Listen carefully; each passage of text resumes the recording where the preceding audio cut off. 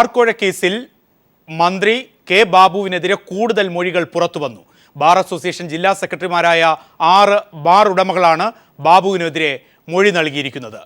MR സജീഷിന്റെ report.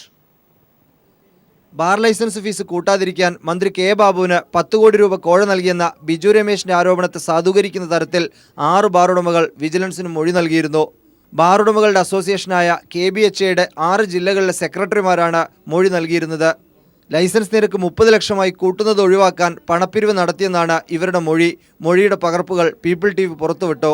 Idukki ജില്ലാ സെക്രട്ടറിയും തൊടുപുഴയിലെ ബാറുടമയുമായ ദീപുവിന്റെ മൊഴി ശ്രദ്ധിക്കുക. 2013 ജനുവരിയിൽ KBHAയുടെ ജില്ലാ ഭാരവാഹികളുടെ യോഗം കൊച്ചിയിലെ ഓഫീസിൽ ചേർന്നു. സംസ്ഥാന പ്രസിഡന്റ് രാജ്കുമാർ ഉണ്ണി, സെക്രട്ടറി ധനേഷ് തുടങ്ങിയവർ പങ്കെടുത്തു. വരുന്ന സാമ്പത്തിക വർഷത്തിലേക്ക് ബാർ ലൈസൻസ് ഫീ 22 ലക്ഷത്തിൽ നിന്ന് 30 ലക്ഷമായി ഉയർത്താൻ എക്സൈസ് വകുപ്പ് മന്ത്രി കെ ബാബു തീരുമാനിച്ചെന്ന് രാജ്കുമാർ ഉണ്ണി യോഗത്തെ അറിയിച്ചു. ഇതൊഴിവാക്കാൻ എന്ത് ചെയ്യണമെന്ന് ആലോചിക്കാനും ആവശ്യപ്പെട്ടു. കോഴ നൽകാനായി 75,000 രൂപ വീതം ബാർ ഉടമകളിൽ നിന്ന് പിരിക്കാൻ തുടർന്ന് യോഗം തീരുമാനിച്ചു. ബാർ ലൈസൻസിന്റെ നിരക്ക് ഉയർത്തുന്നത് ഒഴിവാക്കാൻ പണം പിരിച്ചെന്ന് മറ്റ് 5 ബാർ ഉടമകളും മൊഴി നൽകിയിരുന്നു. തിരുവനന്തപുരം ജില്ലാ സെക്രട്ടറിയും സേവിയേഴ്സ് ബാർ ഉടമയുമായ കാർത്തികേയകുമാർ, പാലക്കാട് ജില്ലാ സെക്രട്ടറി സതീഷ്, കൊല്ലം ജില്ലാ ഭാരവാഹിയും പരവൂർ പടിപ്പുര ബാറിന്റെ ഉടമയുമായ ഷൈൻ, മലപ്പുറം ജില്ലാ സെക്രട്ടറി അനിൽ തുടങ്ങിയവരാണ് കോഴ പിരിച്ചതായി മൊഴി നൽകിയത്. തൃശൂരിലെ ബാറുടമ CD ജോഷി നൽകിയ മൊഴിയുടെ വിശദാംശങ്ങൾ നേരത്തെ പുറത്തു വന്നിരുന്നു. എന്നാൽ സുപ്രധാനമായ ഈ മൊഴികൾ വിജിലൻസ് പരിഗണിച്ചില്ല. ബാർ ലൈസൻസ് നിരക്ക് ഉയർത്താതിരിക്കാൻ കൈക്കൂലി നൽകിയെന്ന് 6 ബാറുടമകളാണ് വിജിലൻസിന് മൊഴി നൽകിയത്. 6 പേരും ബാറുടമകളുടെ സംഘടനയുടെ ജില്ലാ സെക്രട്ടറിമാർ. ശക്തമായ ഈ മൊഴികൾ അവഗണിച്ചുകൊണ്ടാണ് കെ ബാബുവിനെതിരായ കേസ് എഴുതിത്തള്ളിയത്. MR Sajeesh, news bureau, Thiruvananthapuram. ഈ വിഷയം ന്യൂസ് ആൻഡ് വ്യൂസ് പരിശോധിക്കുമ്പോൾ PM മനോജ്, പ്രകാശ് ബാബു, P രാജൻ, അതോടൊപ്പം PC George, R Balakrishnapillai, Biju Ramesh, മറ്റ് പല കോൺഗ്രസ് നേതാക്കളും ചർച്ചയ്ക്കായി വിളിക്കുമ്പോൾ പ്രദീപെ ബുദ്ധിമുട്ടിക്കരുത്, പാർട്ടിയുടെ കർശന നിർദ്ദേശം, അത് രാഷ്ട്രീയമാണ് പ്രദീപെ എന്ന് പറഞ്ഞ് ഒഴിഞ്ഞു മാറിയ കോൺഗ്രസ് നേതാക്കൾക്ക് ആദ്യമേ നന്ദി പറഞ്ഞുകൊണ്ട് എന്തിനാണ് ഈ ഒഴിഞ്ഞുമാറ്റം രാഷ്ട്രീയമായി, അതും ഇത്തരം ചർച്ചയിൽ വളരെ പ്രസക്തമാകും. ഈ അതിഥികളിലേക്ക് വരും മുമ്പ് CD ജോഷി പീപ്പിൾ TVയിൽ ടെലിഫോൺ ലൈനിൽ തത്സമയം. CD ജോഷി, താങ്കൾക്ക് കേൾക്കാം.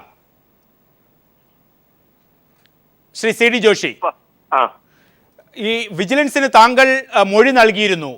എന്താണ് ആ മൊഴിയിൽ താങ്കൾ വിജിലൻസിന് മുന്നിൽ നൽകിയത്? മാർച്ച് 2013 30 ലക്ഷം രൂപ KBHA സ്റ്റേറ്റും കമ്മിറ്റിക്ക് പിരിച്ചു കൊടുത്തു എന്നുള്ളതാണ് മൊഴി. വിജിലൻസ് താങ്കളെ മൊഴി രേഖപ്പെടുത്താൻ വിളിച്ചിരുന്നു. എറണാകുളത്തേക്ക് വിളിച്ചിരുന്നു. ആരൊക്കെയാണ് മൊഴി രേഖപ്പെടുത്തിയത്? സെക്രട്ടറി എന്ന നിലയ്ക്ക് ഞാനും മൊഴി രേഖപ്പെടുത്തിയിരുന്നു. പ്രസിഡന്റ് എന്ന നിലയ്ക്ക് പ്രസിഡന്റ് മൊഴി കൊടുത്തിരുന്നു. ട്രഷറർ എന്ന നിലയ്ക്ക് ട്രഷറും കൊടുത്തിരുന്നു. ആ മൊഴിയിൽ കൃത്യമായി ലൈസൻസുമായി ബന്ധപ്പെട്ട് ബാർ ഓണേഴ്സ് അസോസിയേഷൻ ഭാരവാഹികൾ പിരിവ് നടത്തിയിരുന്നു. ആ മൊഴി യാഥാർത്ഥ്യമാണ്. മൊഴി ഉള്ള സത്യമാണ് പറഞ്ഞത്. ഞാൻ കൊടുത്തു എന്ന് പറയുമ്പോൾ ആ ഒറ്റ കാരണത്താൽ എൻ്റെയും വാങ്ങിച്ചാളിൻ്റെയും പേരിൽ കേസെടുക്കേണ്ടുന്നതാണ്. ഇവിടെ ബിജു രമേശിൻ്റെ പേരിലും ഈ മന്ത്രി ബാബുവിൻ്റെ പേരിലും കേസെടുത്ത് FIR രജിസ്റ്റർ ചെയ്ത് അന്വേഷിക്കാനുള്ള സാമാന്യ ബാധ്യത ഈ ഗവൺമെൻറ് ഡിപ്പാർട്ട്മെൻറ്റ് കാണിക്കേണ്ടുന്നതായിരുന്നു. ഇവിടെ നിയമദൃഷ്ടിയാണ്. ഇവിടെ ജോഷി പറയുന്നത് താൻ ഉൾപ്പെടെയുള്ള 6 ബാർ ഉടമകൾ ഇക്കാര്യത്തിന് വേണ്ടി പണം കൊടുത്തു. ആ പണം കൊടുത്തത് സംഘടനയുടെ നേതാക്കൾക്കാണ്. സംഘടനാ നേതാക്കൾ അത് മന്ത്രിമാർക്ക് കൊടുത്തു. മന്ത്രിക്കൊന്നുമല്ല, മന്ത്രിമാർക്ക് കൊടുത്തു എന്നാണ് ജോഷിയുടെ കൂടുതൽ ആളുകൾ ഇൻവോൾവ് ചെയ്യുക. അപ്പം പോലീസ് ചെയ്യേണ്ടുന്നത് എന്താ? ഒന്ന്, anti corruption act, prevention of corruption ആക്ടിൻ്റെ അടിസ്ഥാനത്തിൽ ബിജു രമേശിൻ്റെ പേരിലും മന്ത്രി കെ ബാബുവിൻ്റെ പേരിലും FIR രജിസ്റ്റർ ചെയ്ത് കേസ് എടുത്തുകൊണ്ട് ജോഷി ഉൾപ്പെടെയുള്ള ആളുകളുടെ മൊഴി അതിൻ്റെ തുടരന്വേഷണത്തിൻ്റെ ഭാഗമായി ഉൾപ്പെടുത്തി കൂടുതൽ ആളുകളെ കണ്ടെത്താനും കൂടുതൽ ഇതിൻ്റെ അന്വേഷണം നടത്താനും ഗവൺമെൻറ് തയ്യാറാവുകയാണ്, പോലീസ് തയ്യാറാവുകയാണ് വേണ്ടുന്നത്. ഇവിടെ ഒരു കാര്യം കൂടി, അങ്ങനെ ചെയ്യാതിരിക്കുന്നത് ഭരണഘടനാ ബെഞ്ച് നേരത്തെ ഈ ക്വിക്ക് വെരിഫിക്കേഷനുമായി ബന്ധപ്പെട്ട് മാധ്യമങ്ങൾ ഉൾപ്പെടെ വളരെയധികം ചർച്ച ചെയ്ത ഒരു സംഭവം ഓർക്കുന്നുണ്ടാവും. അതിൽ ലളിതകുമാരി കേസിലെ ഭരണഘടനാ ബെഞ്ചിൻ്റെ വിധി വളരെ ക്ലിയറായിരുന്നു.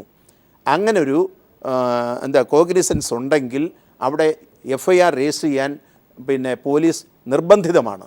പോലീസ് FIR എടുക്കാതെ പോകാൻ സാധ്യമേ അല്ല. ഇവിടെ പോലീസ് FIR എടുത്ത് ഈ അന്വേഷണം നടത്തേണ്ടുന്നതായിരുന്നു.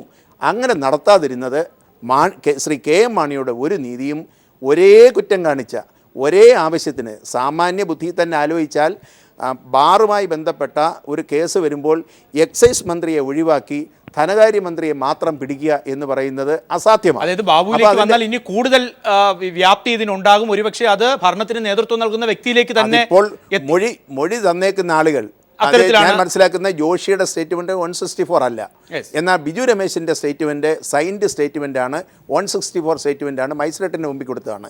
അവിടെ നേരത്തെ കേസ് രജിസ്റ്റർ ചെയ്തിരുന്നോ ഇല്ലയോ എന്നുള്ളത് വേറെ തർക്കം. ജോഷി പറഞ്ഞതിന്റെ അടിസ്ഥാനത്തിൽ കൂടുതൽ മന്ത്രിമാർ ഇതിൽ ഉൾപ്പെട്ടിട്ടുണ്ട്. കൂടുതൽ പിന്നെ പൈസ കൊടുത്ത ആളുകളുണ്ട്.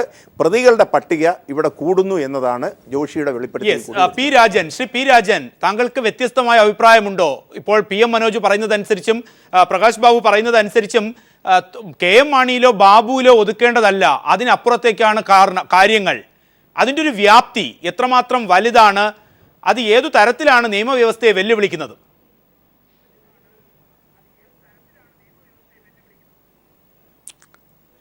യാതൊരു സംശയവുമില്ല, FIR രജിസ്റ്റർ ചെയ്ത് അന്വേഷണം നടത്തേണ്ടത് തന്നെയാണ്. ഇത് ആദ്യമായി നടക്കുന്ന കാര്യമല്ല. ഇവിടെ വിജിലൻസ് പറയുന്ന മൊഴി എഴുതാറില്ല, തോന്നിയ പോലെയാണ് എഴുതാറ്. മന്ത്രിമാരുടെയും ഭരണാധികാരികളുടെയും ഇടപെടലിനനുസരിച്ചാണ് നീതി നടത്തിപ്പ്. പോലീസിൻ്റെ ഇൻവെസ്റ്റിഗേഷൻ ഇൻഡിപെൻഡൻ്റ് അല്ല. അതിനെപ്പറ്റി ഒന്നും എനിക്ക് യാതൊരു തർക്കമില്ല. പിന്നെ മാണിയും ബാബുവും തമ്മിലുള്ള ഒരു വ്യത്യാസം എന്താ വെച്ചാൽ, കോടതിയിൽ നിന്ന് മാണിയെ സൂചിപ്പിക്കുന്ന നേരിട്ടുള്ള കമൻറ്റ് വന്നപ്പോഴാണ് മാണിക്ക് രാജിവെക്കേണ്ടി വന്നത്. അത് ബാബുവിനെതിരായിട്ടുണ്ടായിട്ടില്ല.